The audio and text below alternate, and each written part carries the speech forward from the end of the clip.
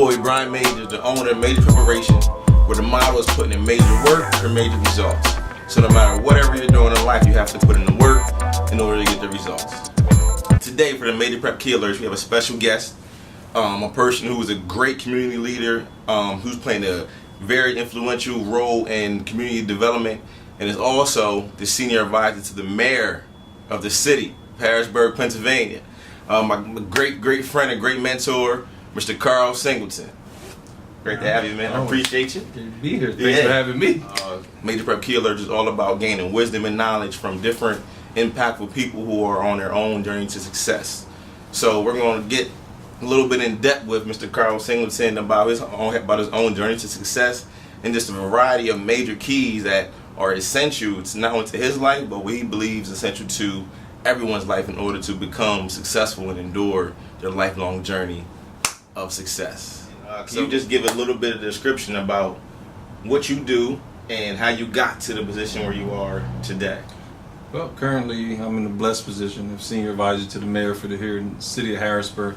And it sounds like a glorious position and things, but I'm always reminded that to whom much is given, much is required. And so the bottom line is never forget who you are, but more importantly, whose you are, in terms of owing a debt of gratitude to those who came before you, and with your spiritual connectedness, ensuring that you know that things are bigger than you. Right. From my perspective, the way I see things is that if not for the trials and tribulations that a lot of people look down on and give up on, instead of looking at it as obstacles to overcome to make you stronger, I wouldn't be here. People who influenced me, like my 9th grade English teacher, Miss Earlette Slaughter. Okay. From Ron Kennard to, just name it, Joseph Brown. You can go on and on. Of course, family members, being that role model that my mother was, in terms of instilling important qualities of integrity and character, and being unapologetically biased towards the underserved and underrepresented, undereducated, and any other unders you could think of that disproportionately impacts young people, in particular young people of color. You got to stand for something. Right. What I take all that to mean, though, is that you have to define success for yourself, and it can't be predicated upon riches or however other people look at you or think of you. You have to define your path of success because you're uniquely you. Right. And there's only one you. And I tell my kids and individuals who call me mentors like yourself, and I've said it to you, this is what has worked for me to get where I'm at. However, I've already done it. You don't want to do what I've done. You want to be better than me. And I think one of the things that has made me successful is that the people who look at me as successful, I encourage them to be greater than me. Right. And I say that to say a lot of times I think those of us who are more experienced, we won't say older, those of us who are more experienced with days on earth, we drop the ball and we don't tell our young people the truth. And that truth is that they are great and they're intended to be greater than us. Right. However, a lot of us get comfortable and complacent in our positions, and so we kind of become those roadblocks that we complain about the young people not facing. Right. Our job, I think, whether it's senior advisor to the mayor or, as Dr. King would say, if you were but a street sweeper and you were called home, once you're gone, people should be able to say they're once swept the greatest street sweeper ever. So no matter what your calling is to success, be the greatest you that you can be, because there's only one you.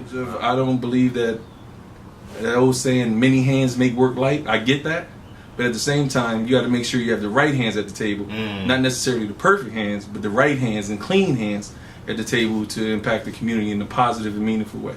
Wow. Now, if we try to define, that's what I was saying to your question earlier, if we try to define what success is alone and box it, that takes away that exploratory learning. That takes away that ability to show your greatness. Imagine if the guys who were hanging out in the garage, and next thing you know, you have the World Wide Web.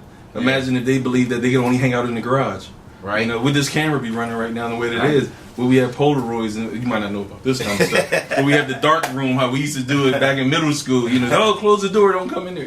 So those are the things about when you allow others to define something for you, you have to live within the confines of that definition. 5 different keys that you live by, that you stand by, that you own as a man, as a mentor, as the senior advisor to the mayor, and on your own journey, on your own path. Well, I would say, going back, I think I mentioned it earlier, knowing who and whose you are. Okay, who's and who you are. Making sure you have a solid foundation, understanding that, without your family, there could be no you. Being unapologetically biased towards service to the community. And Ron Brown had it right when he says the politics is a crude sport, basically. Politics, like sports, is cruel, but it's worth it when you reach the top. But once you get to the top, you have to remember to leave the door open and the ladder down for others to come. Right. So you have to understand that your service to community is greater than any accomplishment that you could ever obtain. And so I say that even with this position, I say that you must remember to, when you assume positions that people view as successful and important, you have to ensure that you, with your talents and gifts from God, that you empower the position and not be empowered by the position.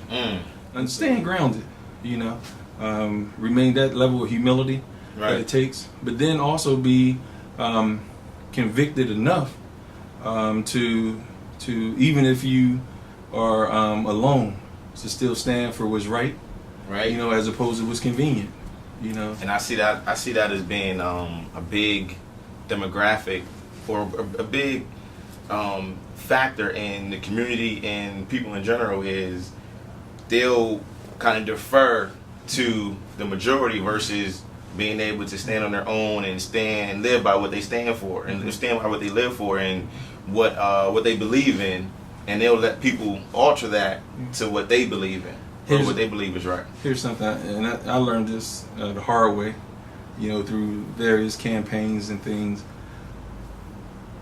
Never allow a person to take a message that you want delivered to the table for you. You hear that? Tell them again. Tell them that one again. Yeah, never allow a person or group or representatives to take a message to the table for you that you want expressed. A lot of times people will forget, once they get to the table of decision making, why they got there. And they sometimes and historically have become self-absorbed. And so they do what's convenient for the chosen few, as opposed to what's right for the masses. Wow. Maintaining your sense of self to the degree where, when you decide and you make a decision and you focus in on what success is and how success is going to be defined for you, independent of any barriers that you might see or might encounter, maintain your blinders in terms of looking straight ahead for your goal that you've defined, and obtain it legally. Right. Now, I always say that legally. A big key, yeah. Legally. So I always said, if as an educator at heart, if I had 2 7th grade students and they told me, Mr. Singleton, by the time I'm 25, I'm going to be a millionaire, and both of them came back to me and they were millionaires at the age of 25. Whoa. One graduated from Hampton, the other one was hustling and doing whatever. They both accomplished their goals, but the process they took matters. So that's what I'm saying about remaining on your focus. Staying focused on your focus. Right. Exactly. So it does matter, and that's once again, that's not to say that you're going to find the path, stay on the path and complete the journey. But there'll be times when you find the path, you're on the path, you fall off the path, but you need to get back on to continue. If it was easy, everyone would be doing it. Right. It's not. That's why we're the chosen in terms of leadership. Wow. And that show being, be careful of the titles people lay on you. Right. Because that comes with great expectation. And as we said earlier, to whom much is given, much is required. That's true. And so once it's bestowed upon you, you've already accepted it. So athletes or teachers or public servants, that's why I always say I don't consider this administration, politicians. I know by being in here that we're public servants, because we know who we serve, right? Which is the public. So wow. So this is my process, of getting here, which embedded failures or shortcomings or obstacles that we still needed to get over. However, getting over those obstacles that people are going to experience in life to reach their success or live out their potential takes assistance from others. It led me to spring of '96 up at Clarion University, where I finished my undergrad in secondary education English, master's as a reading specialist in the summer of 1999. Then I came back home to give back, through the field of education. So, but had it not been for those individuals who have helped me through paved the way, and was there for you, being a mentor and a guider for you. And so not only we had caught Sherman Cunningham and how his decision as a 100% disabled vet, Vietnam vet, he chose to come back and live in the community in Hall Manor and to run the Boys and Girls Club. Charles Chisholm, who was my Harrisburg Packers youth football coach, chose to keep a program running for urban inner city youth when the City League football had disbanded. He used his own money as a 19-year-old to invest back into himself because he's a community, and to have something constructive for us to do. Those are all people that have came before me. Ron Kennard, who was my 9th grade basketball coach, who I'm telling you, I should have been cut, but I was coachable.